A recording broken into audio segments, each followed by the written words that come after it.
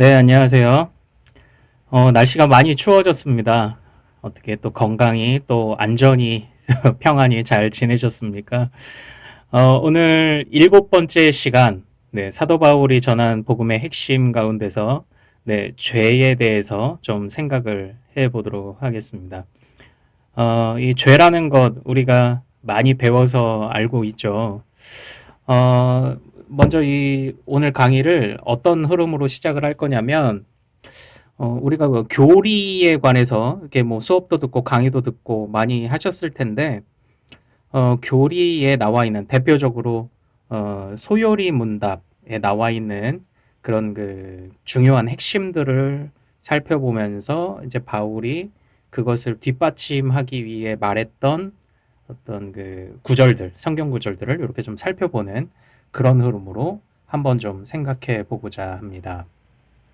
웨스트민스터 소요리 문답에서 죄란 무엇입니까에 대해 이렇게 가르치고 있습니다. 죄는 하나님의 법을 순종함에 부족하거나, 그러니까 불순종하는 행위라는 거예요. 네. 그런데 완전히 어기는 것만이 아니라 조금 부족한 것도 안 된다는 겁니다. 그러니까 하나님의 법은 완전히 따라야 된다는 겁니다. 자, 그런데 15번째 물음에 우리 시조가 지음을 받은 본 지위에서, 즉 우리 시조는 그 최초의 인류입니다. 아담이 지음을 받은 본래의 지위에서 타락하게 된 죄가 무엇이냐. 예, 죄란 하나님의 법을 어기는 건데, 그럼 도대체 아담이 지은 죄가 무엇이기에 인간 세상에 죄가 시작이 되었냐.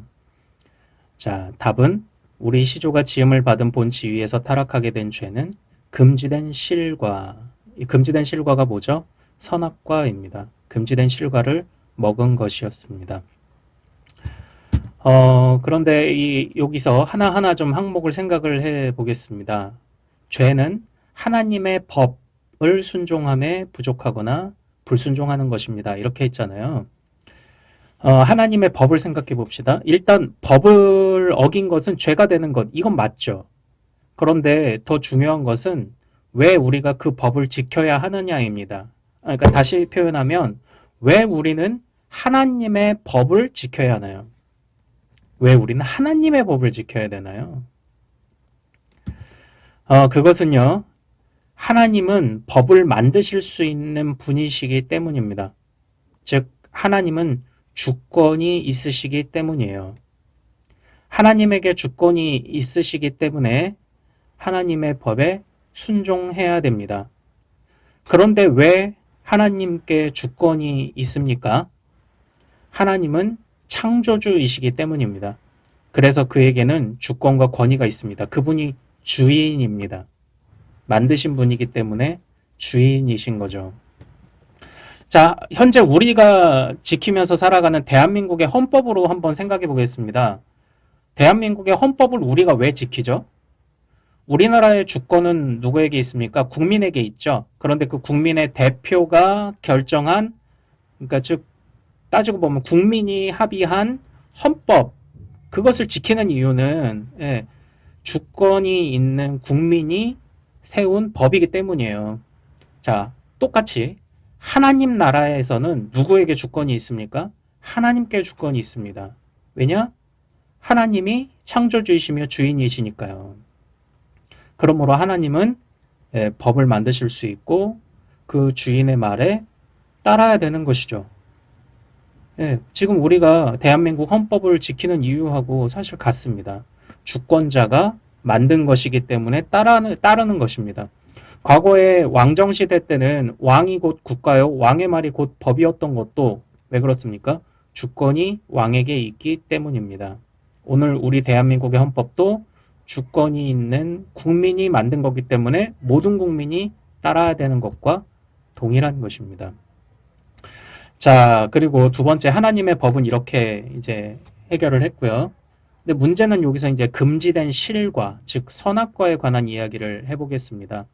선악과는요, 그냥 하나님이 뭐 열매 하나 따먹었다고 그게 뭐라고 째째하게 죽게 만드시냐, 이렇게 생각할 게 아니에요. 이 선악과가 의미하는 바가 무엇인지, 이것이 앞전에 이야기했던 하나님의 법, 하나님의 주권, 하나님의 창조주로서의 그 권위, 그것을 바탕으로 그 맥락에서 이해해야 됩니다.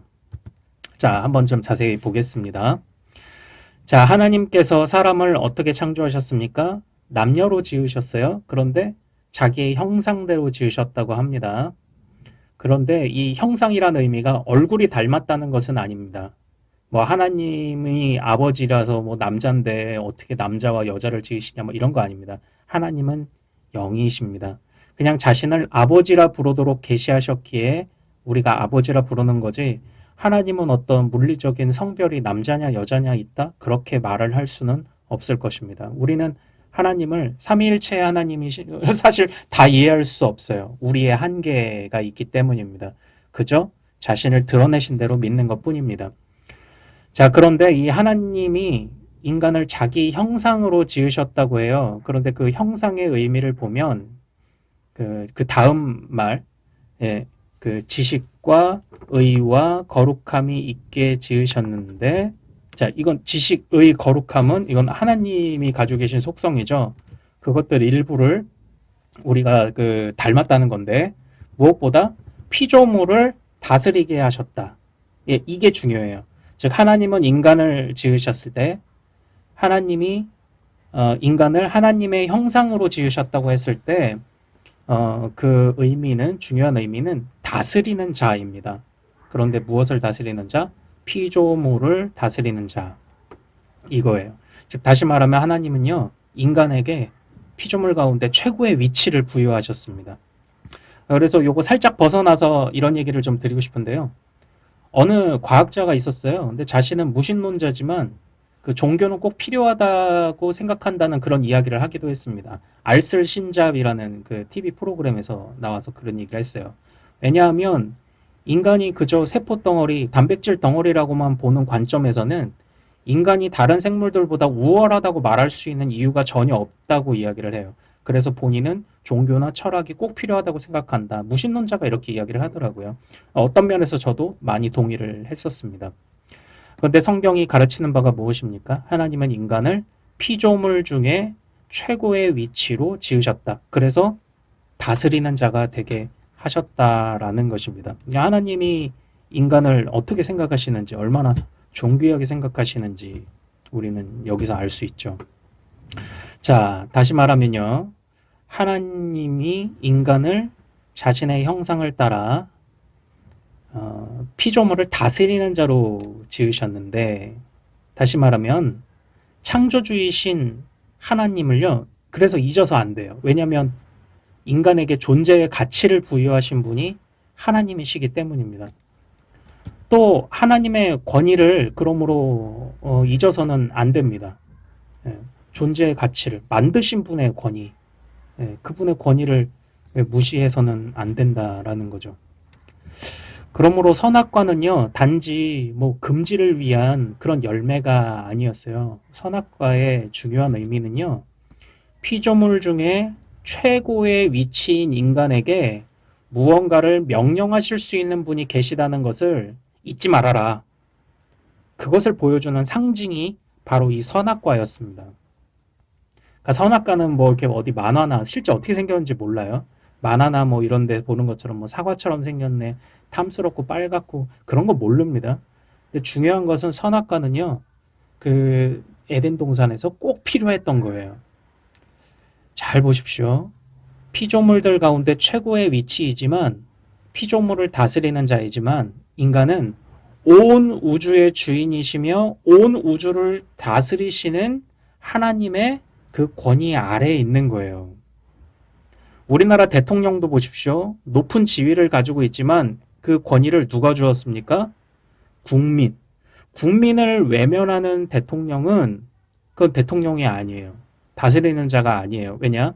국민이 주권을 위임했다는 거죠. 자, 마찬가지입니다. 하나님도 인간에게 하나님의 다스리시는 그 주권의 일부를 위임하셨습니다.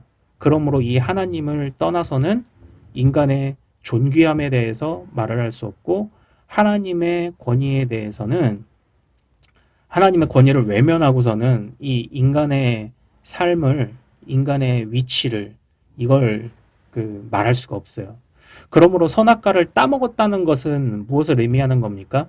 하나님의 권위에 도전했다는 것을 의미하는 것입니다. 또한 인간에게 피조물 가운데 최고의 권위를 부여하신 하나님이 부정되는 순간 인간은 가치, 권한, 유익을 상실하게 되었다는 것을 의미하는 것입니다. 그래서 웨스터민스터 소요리 문답 13문에 우리의 시조 아담이 지음을 받아 본 지위에 그대로 머물러 있었습니까? 아닙니다. 우리 시조가 임의로 자유를 행사하게 되어 하나님께 죄를 범함으로 지음을 받은 본 지위에서 타락하였습니다.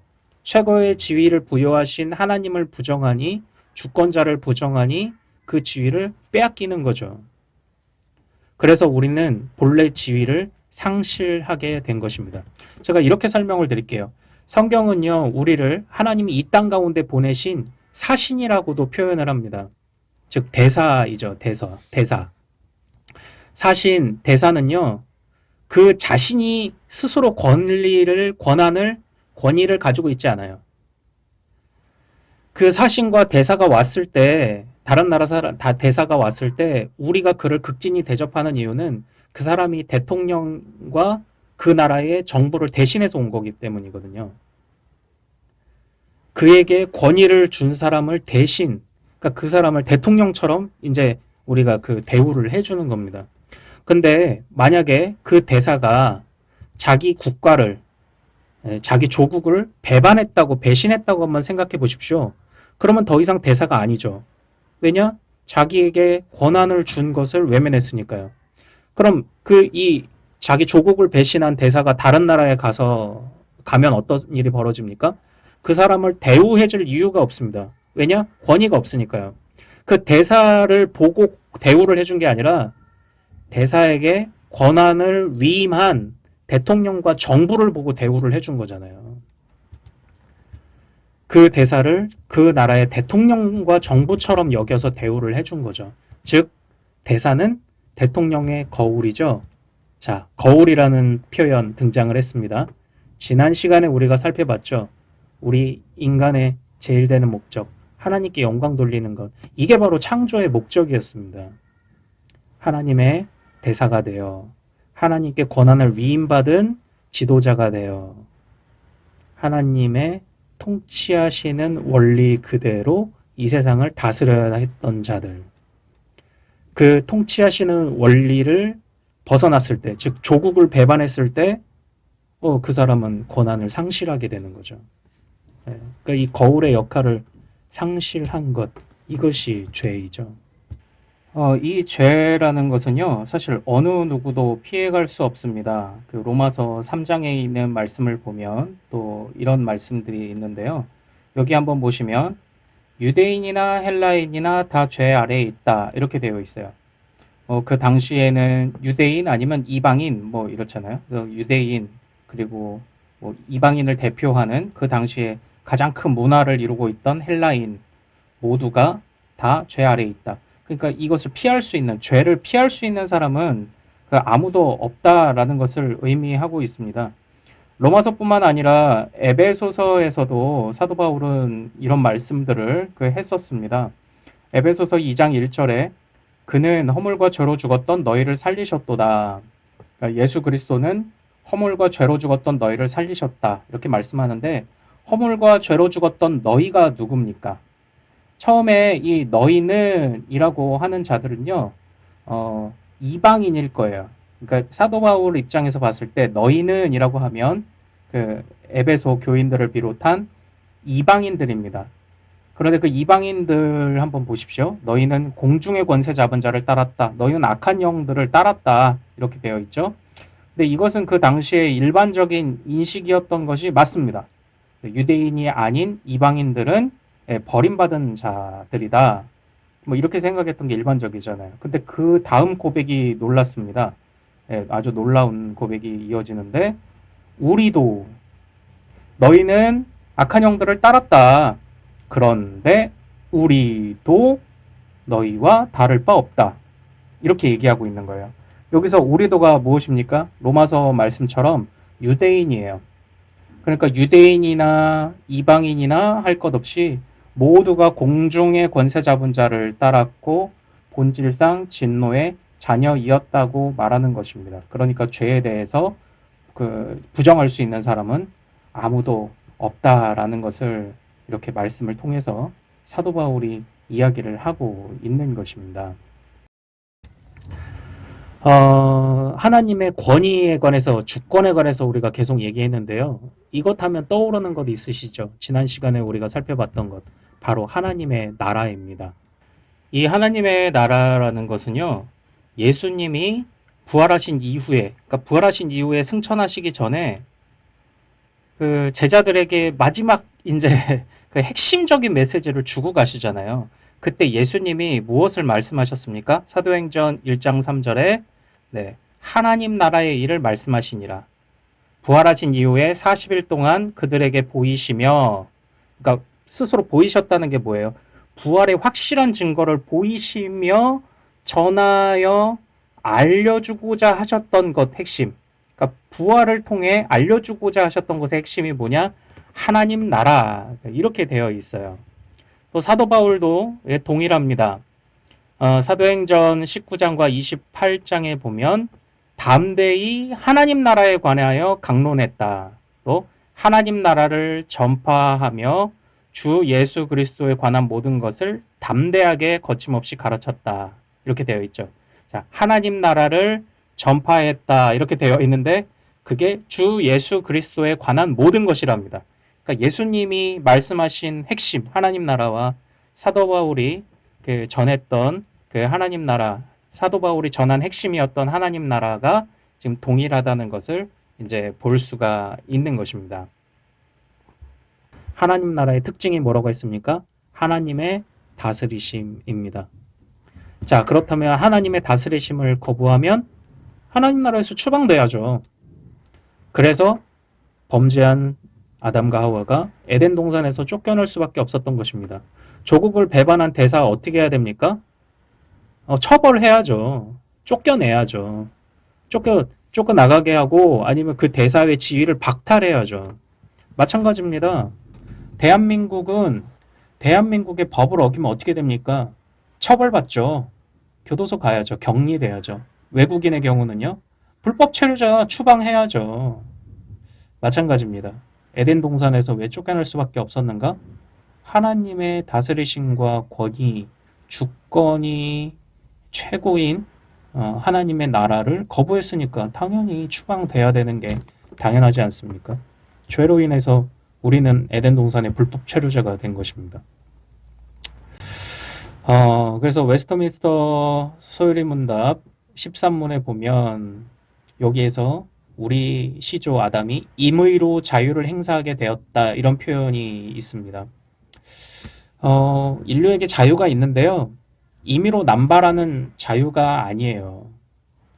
실제 우리도 그렇지 않습니까? 우리도 자유가 있지만 법의 테두리 안에서 주권자인 국민이 합의한 법의 테두리 안에서의 자유를 가지죠. 마찬가지로 하나님, 창조주이신 하나님의 권위 아래에서 하나님의 말씀과 하나님의 법 아래에서 우리는 자유를 가졌습니다. 그런데 그 자유를 임의로, 지멋대로 법의 테두리를 벗어나서 그 자유를 사용하게 되어 그것이 곧 죄가 되었던 것입니다. 그러니까 선악과 하나 그냥 따먹었다고 하나님이 째째하시다 이거 아닙니다. 하나님의 권위와 주권, 하나님 나라에서 머물 수 있는 모든 조건이 다 무너져 버린 것입니다. 그게 바로 죄입니다. 자, 그런데 한 가지 생각해 볼 게 있죠. 사탄이 선악과를 먹게 하지 않았냐. 그런데 사탄은 유혹을 했을 뿐입니다. 하나님의 법으로 그 유혹을 뿌리칠 수 있는 자유가 있었습니다. 그러나 인간은 끝내 그 유혹을 선택한 것이죠. 우리가 어떤 범죄자의 재판을 보면서 심신미약이라는 이유로 감형되는 것을 보면 우리는 막 분노하잖아요. 그렇죠. 그건 핑계라고 보는 거죠. 아, 술 먹어서 그랬다. 뭐 아니면은 어려서부터 뭐 자기가 불우한 환경에서 컸다. 그런데요. 그런 유혹이 있었지만 그것을 선택한 거죠. 죄라는 건. 그 선택한 행위 자체가 적극적인 죄악이라고 보기 때문에 우리가 심신미약이란 이유로 감형되면 똑같이 분노하는 것 아닙니까? 어쩔 수 없었다는 변명을 듣고 싶어 하지 않는 것이죠. 사탄은 유혹하는 자입니다. 그런데 우리가 그것을, 그 유혹을 선택하는 것이죠. 그래서 죄악은 내 책임이요. 우리의 책임인 것입니다. 서유리문답 14문에 그래서 죄란 무엇입니까? 하나님의 법을 순종함에 부족하거나 그 법을 어기는 것입니다. 이것을 이렇게 다시 표현해 볼 수 있습니다. 죄란 단순히 하나님의 법을 어겼다. 이것만이 아니라 그 속뜻을 살펴보면 죄는 하나님의 권위를 어기고 다스리심을 부정하는 모든 것입니다. 이렇게 표현할 수 있어요. 그러므로 구원이란 이렇게도 설명할 수 있지 않을까요? 죄가 하나님의 권위와 다스리심을 부정하는 모든 것이니까 구원이란 무엇이냐? 다시 하나님의 온전하신 권위와 다스리심 아래로 다시 들어가는 것입니다. 이것이라고 구원을 다시 표현할 수 있겠죠? 이렇게도 표현할 수 있습니다. 하나님의 대사, 사신이 되어 다시금 거울의 역할을 감당하는 자리로 가게 되는 것. 그러니까 조국을 배반한 대사를 다시 대사의 지위를 준다는 것, 말이 안 되는데 이렇게 말이 안 되는 구원이 지금 우리 하나님의 나라에서 일어났다는 거예요. 지금 그 구원을 우리가 가졌다는 겁니다. 그것도 거저 은혜로 선물로. 다음 시간에는 바로 그 예수 그리스도에 대해서 살펴볼 때 이 부분에 대해서 좀 더 볼 것입니다. 또 구원은 이렇게도 표현할 수 있죠. 하나님이 부여하신 최고의 위치인 하나님의 형상을 회복하는 것입니다. 하나님의 형상을 회복하는 것. 어떻게 회복한다고요? 우리에게 그 권위를 주신, 다스리는 권위를 주신 하나님으로부터 다시 그 권한을 받는 겁니다. 그러므로 구원은 단지 죄가 사해졌다 라고만 표현하면 그 조금 다 표현해내지 못한 것 같아요. 사실 그 죄로 인한 영향력들, 죄로 인해 깨어진 하나님 나라를 우리가 포괄적으로 충분히 알고 있으면 그 주님이 죄를 해결하셨다. 이 이야기를 들으면 지금까지 나온 이 하나님 나라에 관한 모든 것, 하나님의 권위, 하나님의 주권, 하나님의 다스리심이 쫙 떠오른다면 문제가 되지 않아요. 그런데 이제 그렇지 않기 때문에 제가 그 굳이 구원은 죄사함만 된 게 아니다라고 얘기를 하는 거예요. 포괄적 의미를 생각하면 주님이 죄의 문제를 해결해 주셨다. 이렇게 얘기하면 구원이 다 설명될 수 있는데 우리는 그 정도의 넓은 그 시각에 아직 익숙치 않기 때문에 그래서 이제 제가 굳이 좀 구분을 해서 말씀드리는 겁니다. 구원은 그 죄를 사해 주셨다라고만 말하면 조금 부족합니다. 죄는 하나님 나라를 회복하시며 그 안에서 우리의 하나님의 온전한 형상의 지위를 다시 회복하신 그런 것까지도 우리가 생각을 해야 돼요. 자, 그래서 주님이 우리를 어떻게 하셨다고 합니까? 그리스도를 대신하여 사신이 되게 하셨다 이렇게 되어 있죠. 또 이 일을 위하여 내가 쇠사슬에 매인, 나는 쇠사슬에 매였지만 사신이 된 거예요. 사신인데 쇠사슬에 매였다 이겁니다. 근데 한번 잘 생각해 보십시오. 내가 보낸 사신이 어떤 그 다른 나라에서 이렇게 홀대를 받았어요. 아니면 이렇게 쇠사슬에 매였습니다. 그러면 이 사신을 보낸 본국의 왕은, 정부는 어떻게 해야 됩니까? 강력하게 항의하고 안 되면 이거 전쟁이 벌어지는 거거든요. 왕이 보낸 사신을 무시했다는 건 왕을 무시한 거니까요. 자, 그러면 사도 바울이 쇠사슬에 매여 있으면 이때에 사도 바울을 사신으로 보내신 하나님이 가만히 계실까요? 아니에요. 하나님이 역사하시는 거예요. 하나님이 이 세상을 심판하시는 겁니다.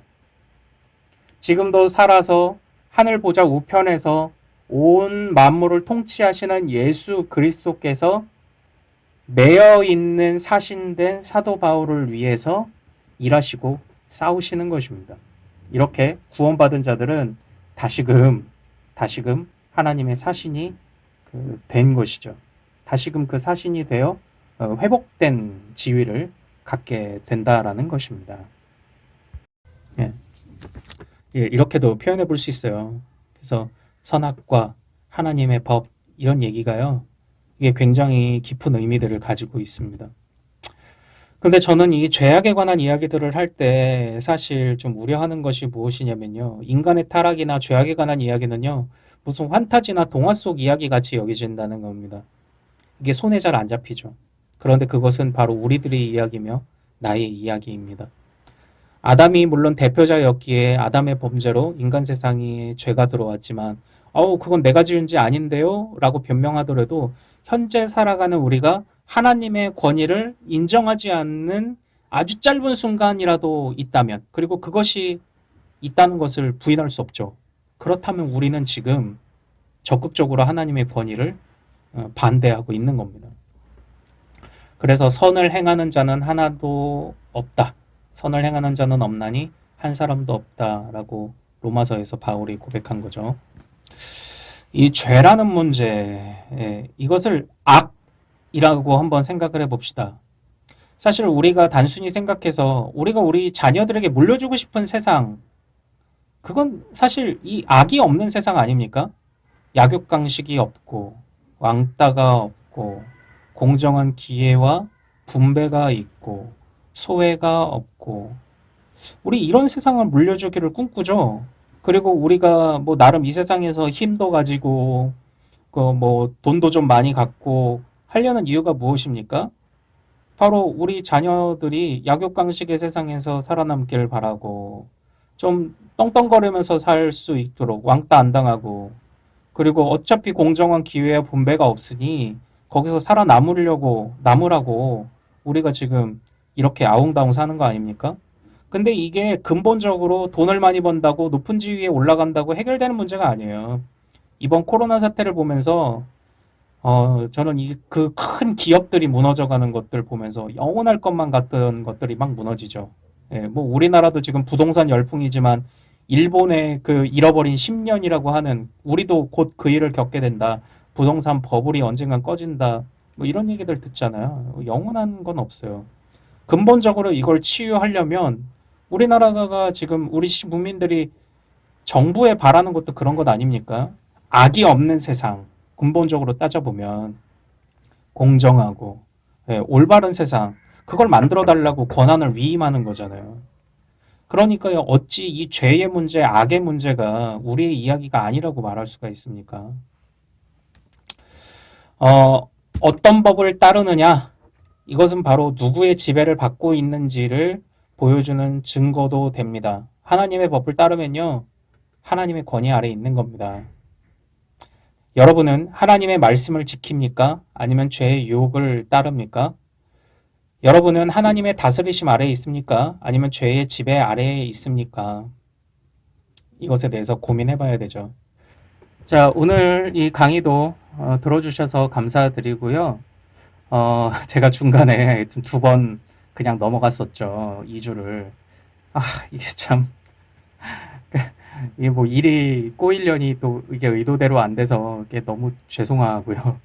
지금부터 이제 그 두 번 정도 더 해서 9번째 시간에서 그 사도 바울이 전한 복음의 핵심, 그 예수 그리스도에 관한 부분들을 좀 이야기를 하고 앞으로 두 번 정도의 영상을, 두 번의 영상을 더 여러분들과 나누고 그리고 이번 그 학기를 마감하는 것으로 그렇게 하겠습니다.